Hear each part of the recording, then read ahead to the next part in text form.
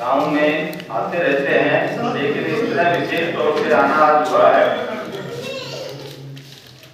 और मेरा तो संक्षिप्त में इतना है कि इस प्रकार के मौका कभी कभी मिलता है जब निमंत्रण देने का, कभी कोई कार्यक्रम होते हैं, कहीं रैली होती है या कहीं अन्य काम होते हैं, कभी कभी मौका मिलता है। ये जो आज का निमंत्रण जो डॉक्टर साहब दे रहे हैं वो डूंगरा गांव में रैली है 10 तारीख को, उसके अंदर आपको निमंत्रण देने आए हैं।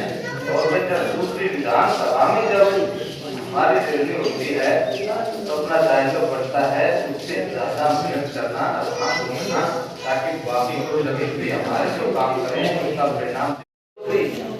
विधानसभा वास्तव में विकास की दृष्टि में हरियाणा में नंबर 1 है।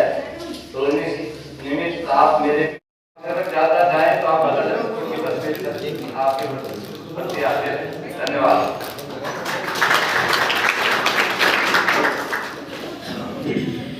बहुत ही आदर और सम्मान के ग्राम में बुजुर्गों, नौजवान साथियों, माताओं बहनों और मेरे साथ आए हुए चेयरमैन साहिबान,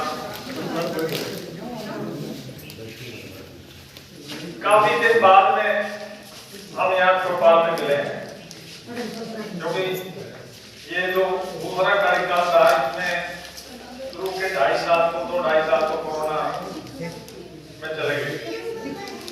उसके बाद मेरी कोई बड़ा आयोजन हुआ नहीं। अब एक बड़ा आयोजन करने का फैसला किया है और डोंगरा हिल में 12वें महीने की 10 तारीख को 10 दिसंबर जिले की लेवल की एक रैली कर रहे हैं, जिसमें चारों विधानसभाओं के लोग सम्मिलित होंगे।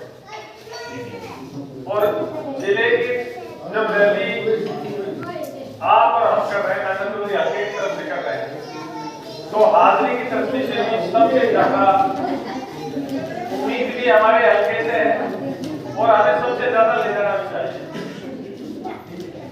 और भाई रैलियों को मतलब धारा से ज्यादा कोई नहीं समझे, क्योंकि रैली करता है रैली में तो खूब जाते रहे हो, हम भी ले जाते रहे हैं, मेरा भाई जब लोकल था तब भी यहाँ से जाते रहते थे। तो जनतंत्र में, प्रजातंत्र में जनशक्ति से बड़ी कोई शक्ति नहीं होती है।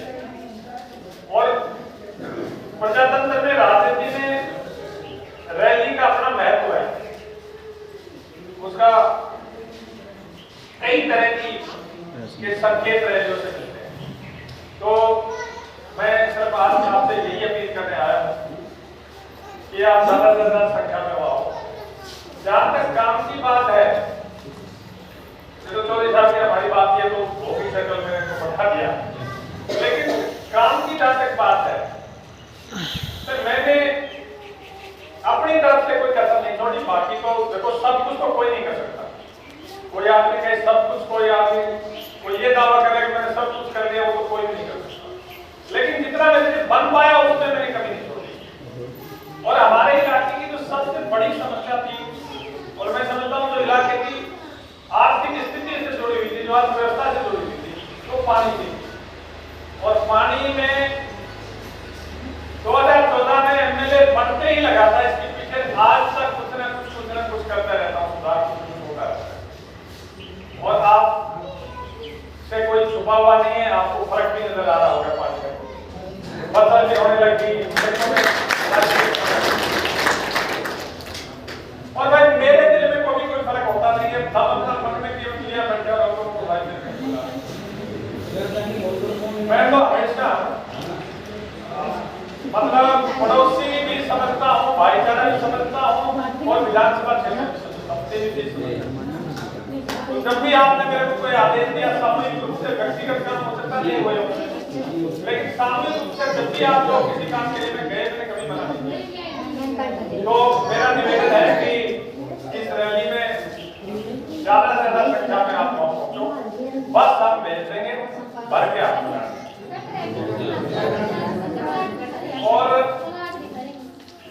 देखो अब उसके बाद में 12 महीने बाद में फिर चुनाव आएंगे, चुनाव में दोबारा वोट मांगने दोबारा होगा। आज तो रैली के लिए आया और इस बार चुनाव में वोट मांगूंगा जब भी आपसे खुल के बात करके फिर मांगूंगा। मैं एक दिन पहले गांव में कह दिया मेरे को या फिर तो बोला जी क्या, बोला जी आओ चाय में, मैं चाय मेरे दादा से बातचीत करूंगा इनके खुल के। रैली में ना ज्यादा संख्या में हो, बस में देखो। दूसरी बात यह है मैं सारे गांव को कह रहा हूँ, मैं किसी व्यक्ति को नहीं कहता। यहाँ मतलब यहाँ के हर एक गांव में समस्या ये होती है, लगभग हर गांव में जिसको कोई बात ना मिले ना कहने के लिए, यूं कहते थे तो मैं फलाना बोल सकूं और मेरे दिमाग में ऐसी कोई बात नहीं। तो मैं जाने के बाद फिर कह दूंगा तू वो बदले को और एक जो रोड रन था जो भी लगभग 10 लाख रुपए तो मेरा था उसके बाद हम कुछ करते। ठीक है सर, धन्यवाद।